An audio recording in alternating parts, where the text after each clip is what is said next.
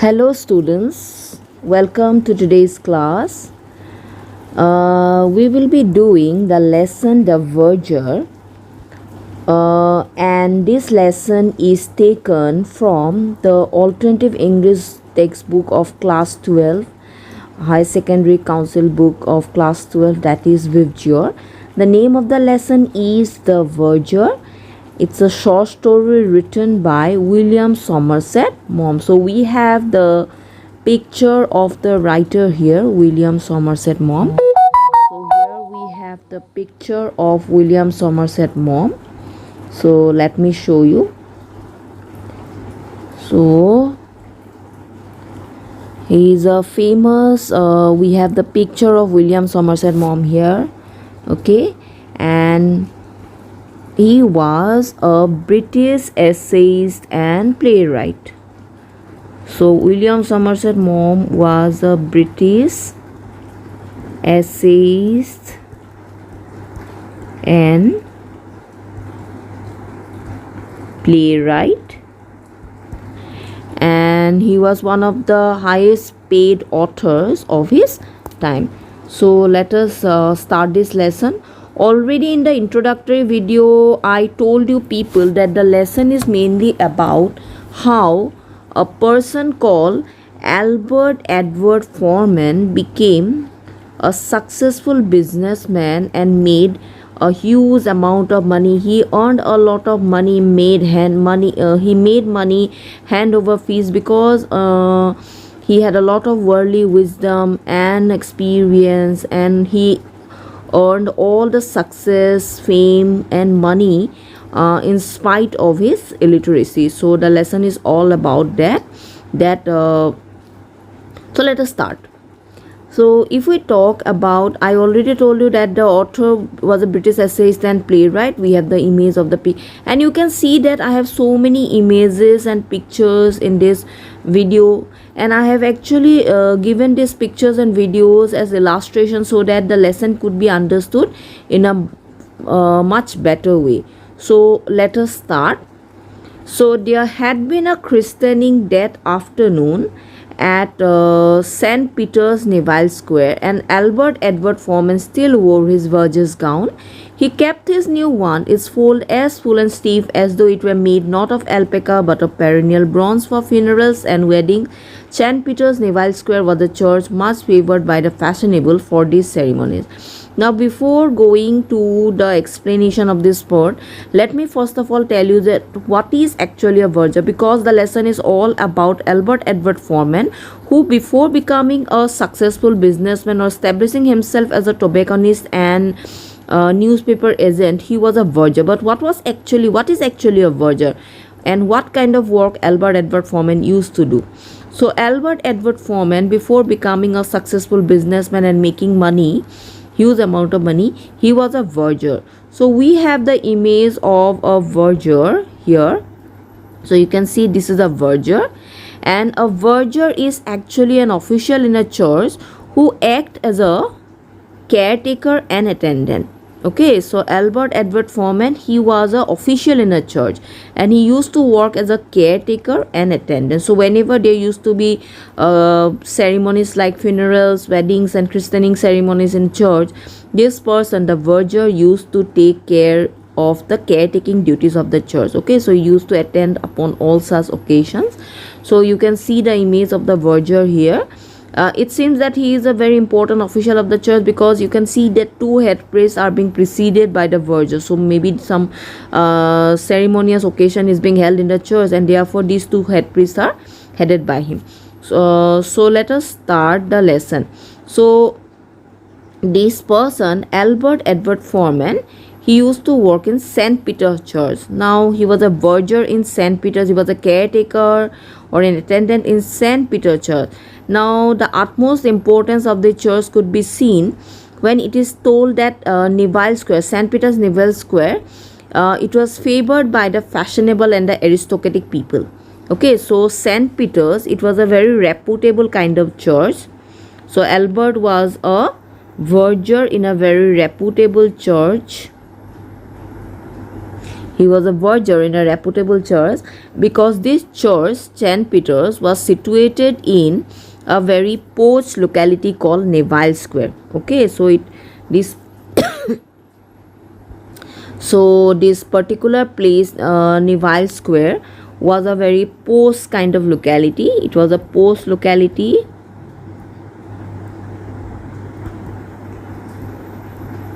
where rich and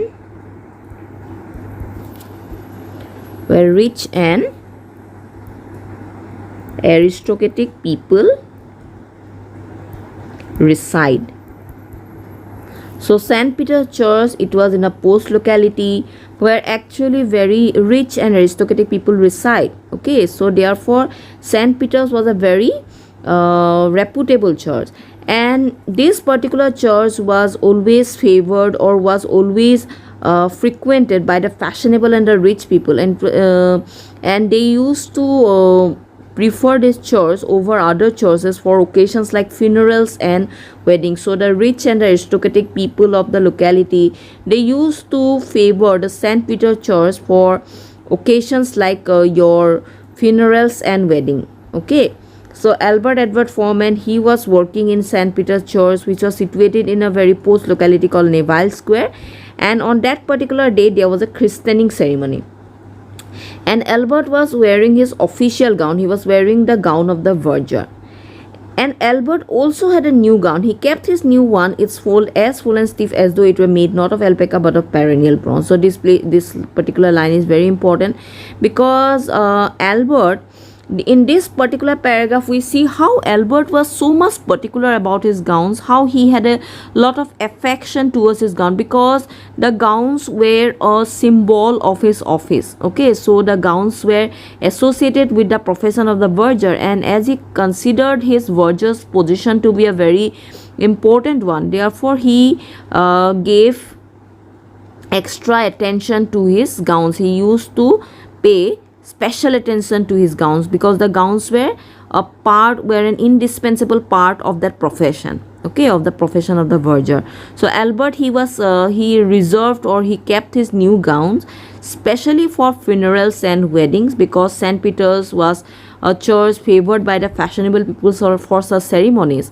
And the new gown, it was so nicely maintained. The folds of the gown were so full and stiff because it was nicely ironed and pressed. So the folds were so stiff, so firm, that it seemed as if it was not made of alpaca. So what is alpaca?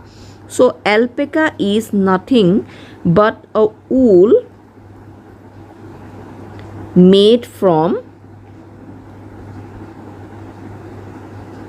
alpaca sheep. It's a kind of a sheep.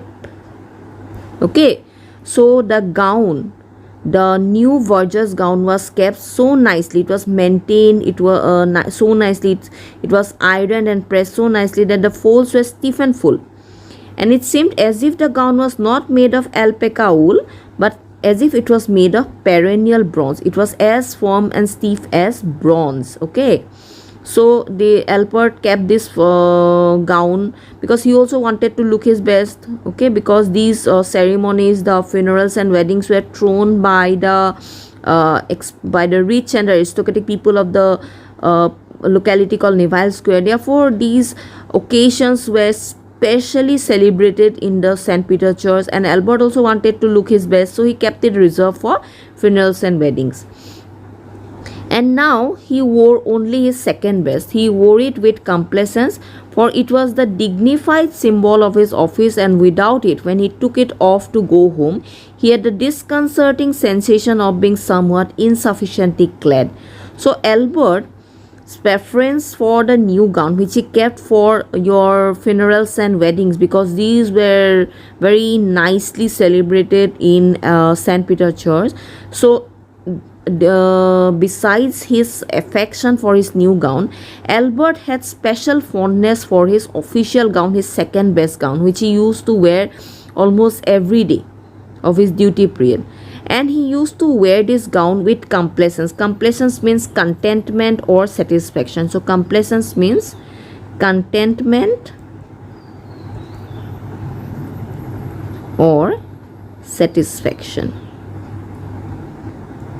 Okay, so Albert, he used to feel very contented and satisfied while wearing his official gown, his second best gown, or the verger's gown, because it was associated with the office of the verger. It was an indispensable part of his profession as a verger. So he used to have special fondness for this gown, and when he used to take it off, okay, to go home, so whenever he used to wear his usual clothes, he used to feel very uncomfortable. So he had the uncomfortable sensation of being somewhat insufficiently clad. Clad means clothed. So Albert felt immodestly dressed or half clad or not properly dressed when he used to take off his verger's gown to wear his usual clothes. Okay, so whenever he had to go home, he had to keep the verger's gown in the church itself. So at that point of time, he felt very uncomfortable. He felt immodestly dressed, and he took pains with it. He pressed it and ironed it himself. During the 16 years he had been verger of the church, he had had a succession of such gowns, but he had never been able to throw them away when they were worn out, and the complete series, neatly wrapped up in brown paper, lay in the bottom drawers of the wardrobe in his bedroom. So Albert's fondness for his first gown or his second best gown or doesn't mean that he neglected the worn out or the old gowns that he got from the church. So during his succession, during his job period of 16 years, he got a succession of gowns from St. Peter Church, and when these gowns were old and worn out, he was never able to discard them or throw them away.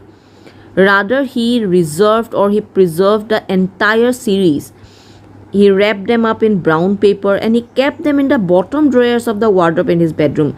So Albert had special fondness for his gowns, not only the new gown which he reserved for funerals and weddings, for the second best gown which he wear every day, and even for the old and worn out gowns which he kept preserved in the bottom drawers of the wardrobe in his bedroom. So all this shows Albert's attachment with his profession or his fondness for his profession, because it was his fondness for his profession that made him so proud of his gowns, which made him so fond of his gowns. Okay, so Albert used to take special care of his gowns because they were associated with the profession of the verger.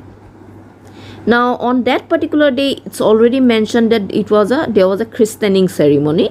So on that particular day there was a christening ceremony, and Albert, he was busying himself, or he was tidying up the church. So the verger busied himself quietly, replacing the painted wooded cover on the marble font, taking away a chair that had been brought for an infirm old lady, and waited for the vicar to have finished in the vestry so that he could tidy up in there and go home. Presently he saw him walk across the chancel and genuflect in front of the high altar and come down the aisle, but he still wore his cassock. Cassock is the vicar's gown, the head priest's gown. Okay, so it is the gown of the head priest, gown of the vicar. It is the official dress of the vicar. Just like the verger who had an official gown, the vicar or the head priest also has an official gown. So Albert, on that particular day, there was a christening ceremony, and Albert was cleaning up the church. He was because he was the caretaker of the church, so he was tidying up the church or cleaning up the church. So he replaced the painted wooded cover. He also took away the chair which he himself brought for an infirm old lady or a handicapped old lady. Okay, now Albert was waiting for the vicar because the vicar was still wearing his cassock. He had not changed his cassock till now. So Albert wanted to clean up the vestry. So the vestry is the room in a church where actually all the sacred vestments and your gowns are kept actually. So Albert, he wanted to clean up the vestry, but before cleaning the vestry, the main head priest or the vicar had to change his cassock. Okay, he had to take off the cassock so that Albert could clean up the vestry because he wanted to go home. But Albert saw that the vicar was busy in something else. He was walking across the chancel, genuflecting in front of the high altar and coming down the aisle, but he still wore his cassock. No, now these words are very, very difficult. That's why I have brought some images, or the word meanings are given here so that you can understand what is genuflect, or what is actually chancel. So we can see that the new vicar, or the vicar, he was busy in certain other things. Instead of changing his your cassock, he was walking down the chancel. So what is a chancel? We have a chancel, the image of a chancel here. So chancel is the part of a church near the altar reserved. So here only the clergymen are allowed, only the religious, only those people who perform the religious duties of the church, they are actually allowed near that chancel. Okay, so it's a place in surrounding the altar, near the altar. So the new vicar could be seen near the chancel, and he was then walking down. He was also genuflecting. So genuflecting, here you can see the image of genuflect. Genuflect means to lower one's body briefly by bending one knee to the ground, typically in worship or as a sign of respect. So you can see how in church people used to worship by bending their knees to the ground. Okay, so that is called genuflecting. Okay, so this new vicar, he was genuflecting, and then he was walking down the aisle. So here we have the image of the aisle. So what is aisle? See, it's a passage between rows of seats in a building such as church or theater. So here you can see 2 rows of seats, okay, in a church, and this narrow passage is called aisle. Okay, so the new head priest, or the vicar, he was coming down the aisle, and he had some important matter to discuss with Albert. So what's he hanging about for? The verger said to himself, don't he know I want my tea? So you can see that this person was illiterate, so his vocabulary or his English was not so good because he was an illiterate. Okay, Edward Foreman was an illiterate. Therefore he used this particular dialect where H is silent, so that the dialect is called Cockney dialect. So what's he hanging about for? The verger say, don't he know? Not don't he. Okay, not E. So don't he know I want my tea? So this person was an illiterate, so he doesn't speak proper English. The vicar had been recently appointed, a red-faced, energetic man in the early 40s, and Albert Edwards still regretted his predecessor, a clergyman of the old school who preached leisurely sermons in a silvery voice and dined out a great deal with his more aristocratic parishioners. So now here the comparison is made between the old head priest or the vicar and the new head priest or the vicar. Now this new vicar, he was a person who was recently appointed. So he was a red-faced, energetic man. He was recently appointed, so he was very, very energetic. Okay, he is very, very active in his clergyman duties, and he is in his early 40s. But Albert Edward had special fondness, or had a particular fondness for the old vicar. So he was missing the absence of the old vicar, who was a clergyman of the old school, and he used to preach leisurely sermons. So he used to preach the religious lessons to the parishioners in a very friendly manner, okay, in a very informal manner. He never used to show off his art of preaching sermons. Rather, he used to do it in a very spontaneous manner, in a very friendly manner, or in a very spontaneous manner.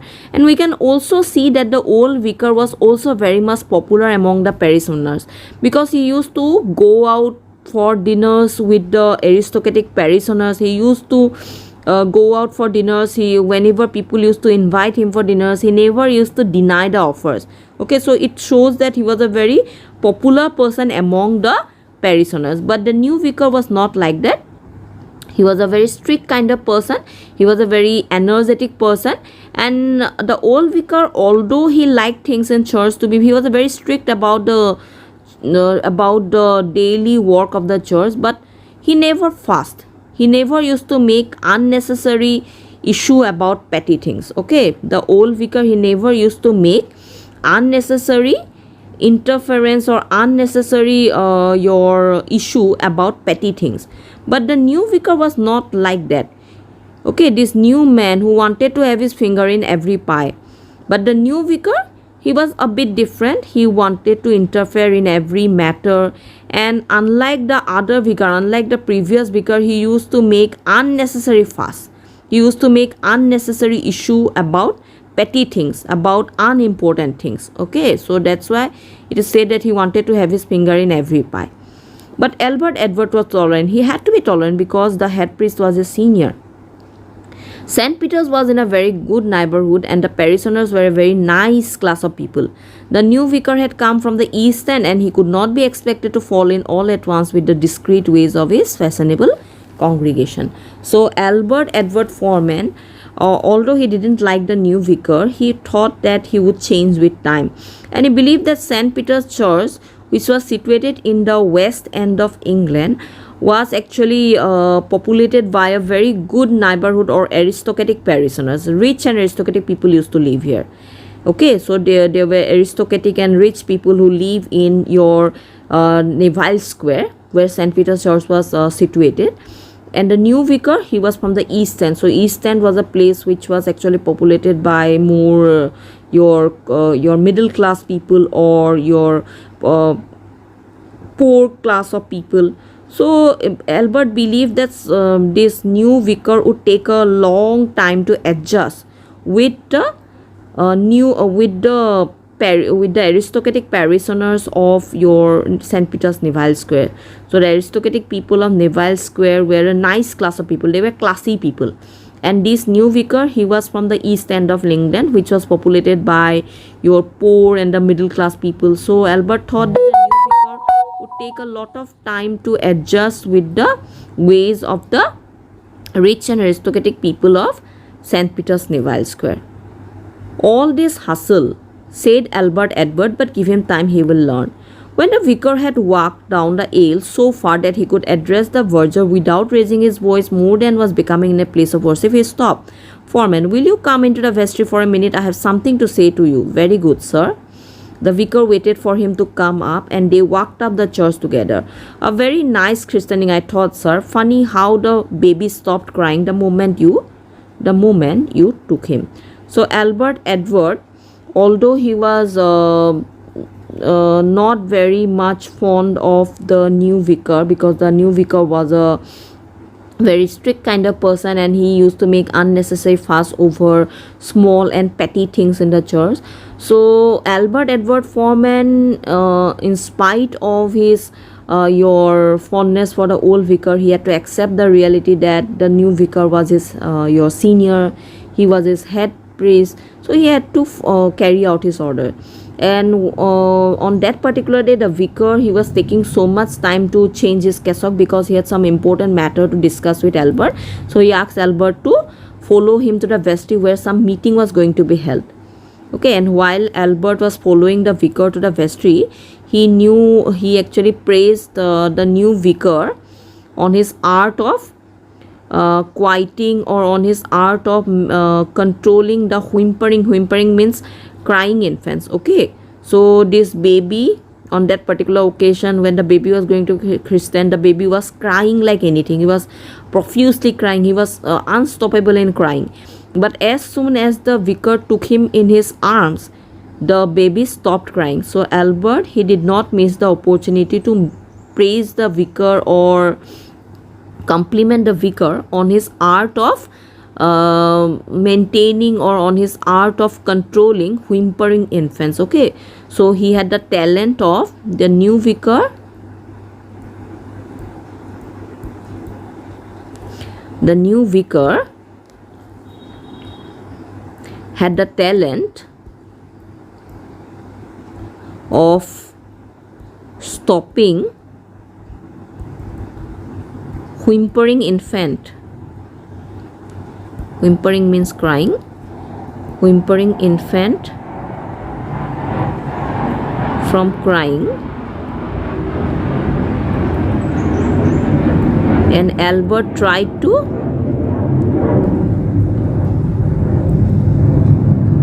flatter the vicar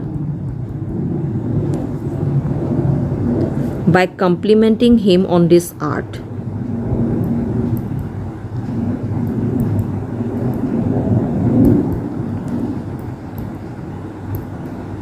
Okay, I hope that you people are clear about this part of the story.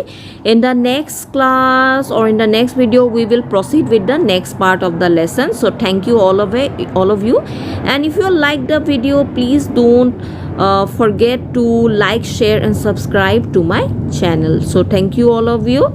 I hope that you enjoyed the class a lot. Thank you.